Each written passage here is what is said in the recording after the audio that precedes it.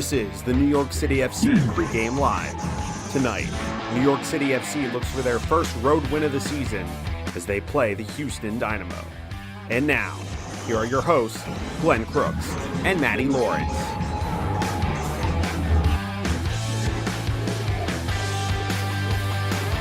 Yeah, there we are. Well, that's actually Shell Energy Stadium in Houston, Texas. And to give a proper hello, howdy. Everybody, it's true. I mean, you come down here, that's what everybody says. They go, howdy. Not good morning, but howdy. Somebody just howded me right on the way into the stadium today. That's only if you can find anybody in Houston, though. We're downtown in our hotel, and we did struggle a bit trying to find an establishment to, one, watch the U.S. men's national team play last night against Grenada, and two, to watch Princeton University. It's a big moment for this small Ivy League school from New Jersey. They didn't quite get it done, and we did find a spot eventually, Matty, correct? The Flying Saucer, yes. and Russ, I think it was Russ, has drunk 200 beers from the Flying Saucer. It's taken him 18 years, though. Maybe somebody listening or watching has been to the saucer. Apparently, it's a chain, and there's these little plates distinguishing those who, essentially drink more than others, I guess, right? Is that it? That is exactly it. You have to have tasted, I think it's all 200 beers, though, from the Flying Saucer repertoire, and then you get a little plate on the wall. Well, look, shirt sleeves. We've been bundled up most of the time it's about 80 degrees right now. It'll be a little less for kickoff, which is 7:39 tonight. Airtime for our live commentary is 7:15. That's local. It's 8:15 Eastern and 8:39 Eastern. And it's New York City on the road after consecutive home victories at Yankee Stadium against the Houston Dynamo, who are trying to win back-to-back home matches for just the second time in their last 85 matches. I'll repeat. The Houston Dynamo are trying to win their second back-to-back home games for just the second time in the last 85 matches. So they did it once last year in April, and it's a franchise that's been in disarray, and Ben Olsen is here to hopefully solve some things on their end. For New York City FC, they're up to fifth place in the East now after these two wins, 2-1-1 overall. And I suppose the story at the top, Matty, has to be, it'll be Richie Ledesma, one part of the story, James Sands, the other part of the story, and who's not here yet, also part of the story. But first, Richie Ledesma, who none of us have probably seen that often. I vividly remember his one cap for the U.S. men's national team. It was back in 2020. He played the last 28 minutes of the match and assisted on a couple of goals by Sebastian Soto. But what do you think, just preliminarily? And he is available tonight. He's on the bench, and wouldn't be shocked if he gets a few minutes tonight from head coach Nick Cushing. But what's your initial reaction? My initial reaction is, I think he's a similar type of player to a Santi Rodriguez, maybe not quite the same, but small in stature, technically very good, somebody who is able to provide assists. I don't think he is a player that NYCFC needed as much as a centre forward or as a left-sided centre half. But I think, and if you listen to Nick Cushing, this is all about building a squad, and when a good player becomes available, you take them, even if it isn't exactly what you need at that specific moment. You know that down the road there's going to be a left-sided centre half coming in. You know there's going to be a centre forward coming in. So it's all about building a squad that is good enough to last for all of the 34 league games, obviously, the Leagues Cup coming up, the US Open Cup coming up, and then the playoffs hopefully as well. So you need big squads to be able to deal with that, especially when you have this amount of travelling as well, coming all the way here to Houston. We did the plane ride. It's 3 hours, 39 minutes. You're coming to heat, you're coming to humidity. Luckily, not so much now because it's 7:30 at the end of March, so it's not that hot. You're lucky you're not coming here in June, July, or August. That is for certain. But you want to build as good a squad as you can. And Richie Ledesma is somebody who can come in and help out NYCFC. How you're going to maybe not quite shoehorn him in to the starting 11, but how you're going to get him into that starting 11, Nick Cushing, I'm sure, will tell us. Well, he's going to tell us right now. But it will be Do you want to hear it now? I certainly do. And then you can comment further. But let's hear it for the guy who's making the ultimate decisions as he talks about the midfield now with Richie Ledesma. His style, the way that he plays, fits for us perfect. He's really technical. He can play between the lines. He can receive under pressure. He is offensive in the sense of creating chances and wanting to play in and around the edge of the box. And I think when we reflect on our squads over the last 2 years and how we've been successful, we've had flexibility in how we play with our offensive players. The likes of having Santi Rodriguez and Maxi Morales. Now we've got Santi Rodriguez and Richie Ledesma, whilst having Keaton Parks and James Sands and Alfredo Morelos. So it was a real desire of ours to bring Santi back, but also make sure that we had strength in that area, and we can play Santi off the side like we have done. We can play Richie off the side. We can play both of them together in the centre of the pit. It gives us a lot of tactical flexibility. What we need as a squad to be a top team is to have flexibility, and depending on who we play or the state of the game, maybe we go into a game Keaton Parks and Santi Rodriguez, Keaton Parks and Richie Ledesma, Santi Rodriguez and Richie Ledesma. It gives us the chance to be sort of 70% offensive, 30% defensive, because the difference in the profiles between Alfredo Morelos, Keaton Parks, James Sands, Richie Ledesma, Santi Rodriguez, Justin Hack, those guys, they all have different strengths and weaknesses, and the art for us will be to blend them together depending on what the game demands and what the opposition, the strengths and weaknesses of our opposition. Bringing Santi back, that is the real desire for me, is to get him up there with the best 10s in the league. But Richie's going to push hard to be in the team, so we have to play them together, or we have to, adjust the shape, because, Richie Ledesma hasn't came here to be a squad player. He's came here to play football. So there you have it at the end there. Yes, that's the one. Yeah, but a lot of things said there, and the flexibility in the midfield, depending on the opponent, depending on the fitness, depending on whatever you might look at in trying to organize your midfield. But that is now a midfield with depth, and I'm intrigued by how he might figure out how to play Ledesma and Santi Rodriguez together, because I think he is keen to do that. That's the sense I get. Yeah, I think so, and I think at times you may see a James Sands playing as a single six, a Santi Rodriguez and Ledesma playing ahead. The new number 9, whoever that may be, at whatever stage, playing through the centre. Tyler Magno on the left and Gabby Pereira on the right. So you've got there a front 5 with only James Sands as defensive in that forward 6, so to speak, and then you've got a solid back 4. I think that is when you want to be dominant and when you think you're going to dominate a game. I think you would play like that when you're really playing on the front foot. Well, the starting lineups are out, and the big question among supporters, if you went on Twitter, everyone is speculating with Maxime Chenot away on international duty, and he played the full 90 and was named FOTMOB Man of the Match in Luxembourg's 0-0 draw with Slovakia. But who will replace Chenot at the back? It's going to be James Sands.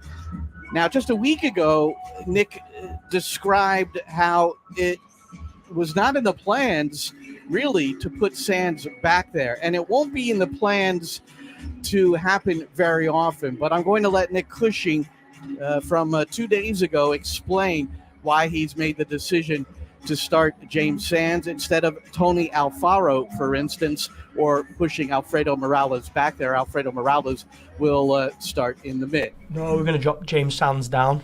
James Sands is going to play at centre-half and Alfredo Morales will come in. Having James in the team gives us the opportunity to, retain our style. Tony is working incredibly hard and Tony is really pushing for a place. It's just going to take a bit of time. The difference in style from coming from DC to here, there's huge demands in that change, and he's really, really improving. But we've gone with James and Alfredo Morales.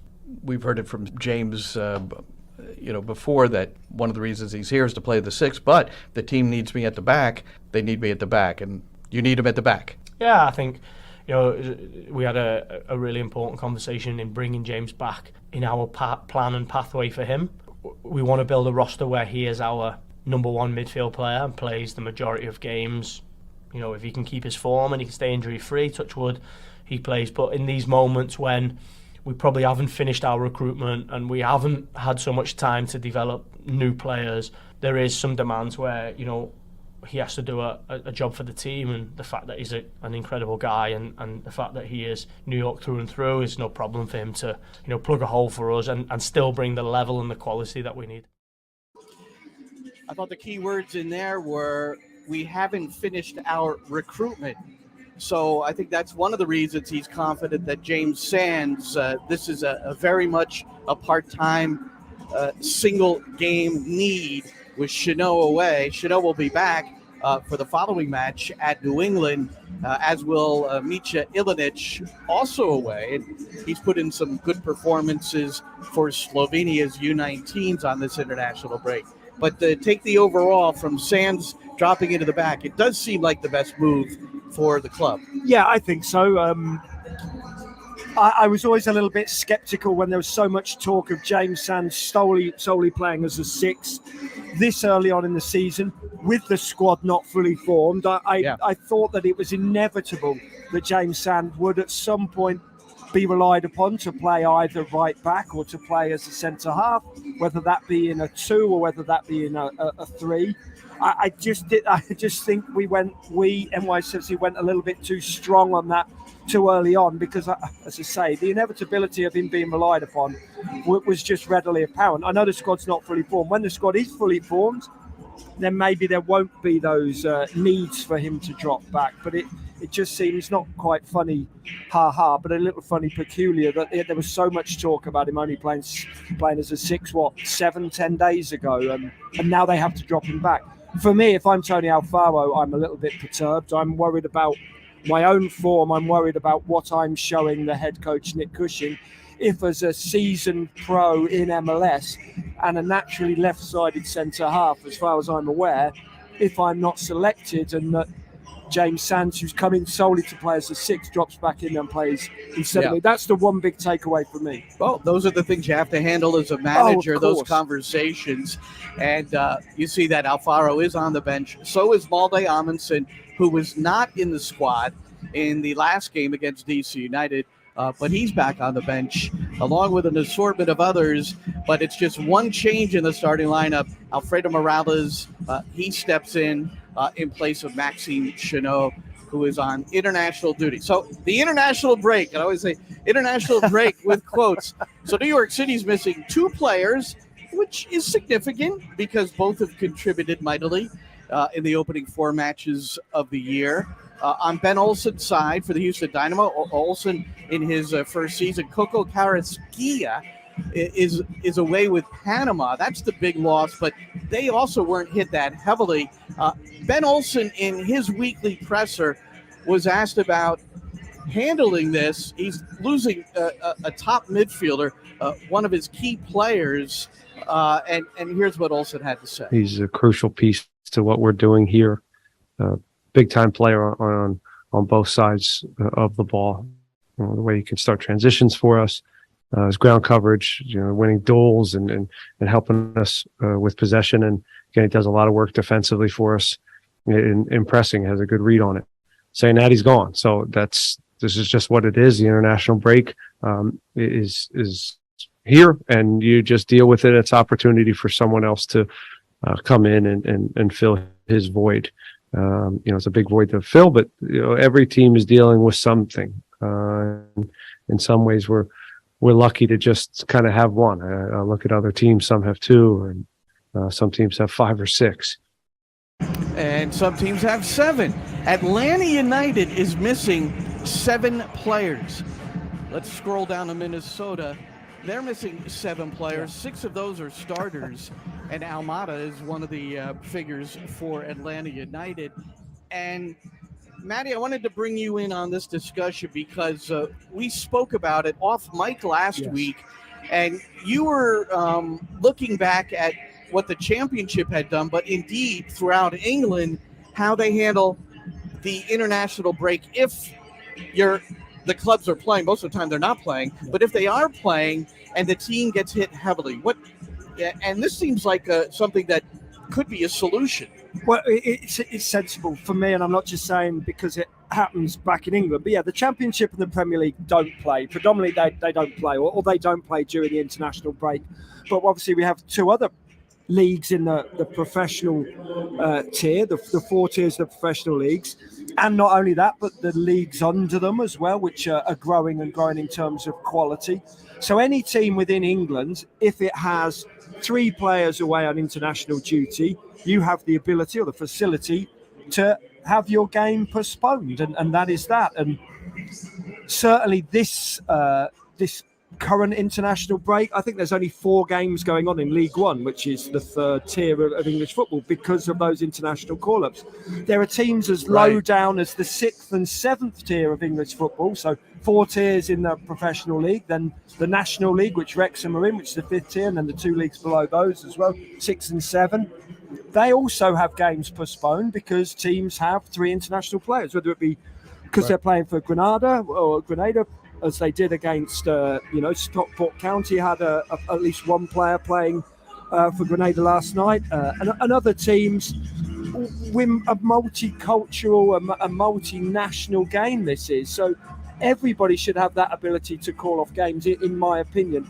And especially when it's so unfair, as you've got a team like Minnesota United missing 7 players, 6 starters, playing against Vancouver, who have 2 minimal players missing. It doesn't feel right that Minnesota missed their goalkeeper and 5 outfield starters, and they have to play. It's not fair. It's not a fair and just system. For me, it's a little bit backwards in terms of your forward thinking, because as a fan, I want to watch the best team that I can. I want to watch the best product. Well, and there's only 17 home games. And if you miss the playoffs by a point and you were down 6 starters and lost that match by whatever score, it doesn't matter. You come away with nothing.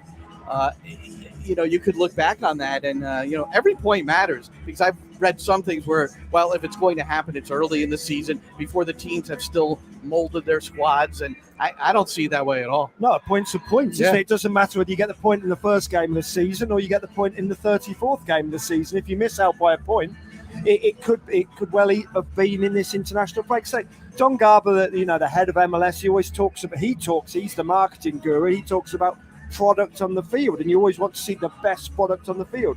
But that's impossible during the international break, because the best players, Thiago Almada for one, for Atlanta United, along with, say, Miles Robinson for Atlanta United, they're not there. It's not the best product on the field. So it's backward thinking for me that these games are going ahead.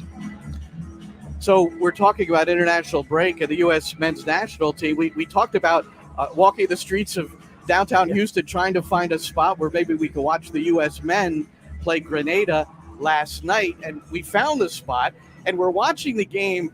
And Matty and I were both silent at the moment when we both thought we saw Rob Vertughen, as we discussed later, the goalkeeper coach, assistant coach for New York City FC. We simply had no idea that he was going to be in Grenada. And Hudson River Blues, they tweeted something out. They had taken a screenshot, I would imagine, off the TV. But Vertughen, who is such a highly thought of coach across the country, it's not rare for him to go into a national camp with the U.S., whether it's the youth national teams, most recently the senior teams. He will go back again, but it's unlikely that he'll miss another game because he's not here tonight in Houston. And the only thing I think about that, and this is, and we've discussed this, I think coaches, like players, should have the opportunity. It's a growth league, MLS, and you should have the opportunity to be with your national team to gain that experience. It's difficult to miss a game. I think it's just a little bit more difficult because it's no longer Sean Johnson in goal, a veteran of 33 years old, over 300 matches in the league, and you've got Luis Barraza. This is the first time he's been the number one. He's competing with Matt Freese, and those two are going at it. Barraza will make his 5th consecutive start. But that's where I thought, well, you don't have your keeper here. Plus, he's in charge of the set pieces. So that's the other side of it. Yeah, I agree. You want the growth of your coaches, whether we're just talking about New York City coaches or whether you're talking about coaches throughout the league. Of course you want it. And you don't want to hold them back from international duty, but at the expense of, your domestic league and at the expense of NYCFC, they pay his wages. NYCFC pay Rob Vertoogen's wages. They lose Rob Vertoogen for a game, and Luis Barraza loses his mentor for a game. And when it's, as you said, it's early on in his career, he's got used to it in these opening few games of the season. He's had 4 starts so far, the 5th coming up today. He needs that guy there. He needs that guy there to calm him down. Maybe at halftime, if he's had a shaky first half, Rob Vertoogen goes over before he's even walked into the locker room. He walks off the field. I've seen him. Rob Vertoogen walks over to Luis Barraza. They walk off together, hand in hand. Not quite hand in hand, arm in arm. You know what I mean? And they have a conflict. I'm with you on that. So it's balancing it. I think the opportunity is there. And the club has given its blessing, which I think is the correct thing to do. Yep. And it's just unfortunate that he'll miss a game. So, but been assured that he will not miss another game due to any sort of assistance with the U.S. men's national team for the remainder of 2023. Well, that's going to do it for us here on the Pregame Live. Thank you so much for being here. We always love some of the comments that come in and the ability to give you an idea of what Nick Cushing is thinking about as he sets up his lineup. The big news tonight is that James Sands drops from the midfield to a central back role, replacing Maxime Chanot. Alfredo Morales slotted into the midfield. No other changes for New York City FC. They come in having won 2 in a row. And the Houston Dynamo trying to win 2 in a row for just the second time at home in the last 85 games. I know I've said that stat 2 or 3 times. It just, it really is astounding. So Nick Cushing, you'll hear the entire interview on the pregame show coming up at 8:15 Eastern, 7:15 local on the New York City FC Network. For Matty Lawrence, I'm Glenn Crooks. Thanks for joining us and enjoy the game, everybody.